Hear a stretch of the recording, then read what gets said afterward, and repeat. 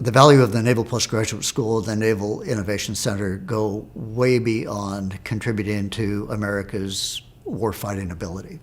It also contributes very much to America's ability to prevent wars, deter wars, delay the outbreak of war, to address a friction point in a much more comprehensive and much more thoughtful way.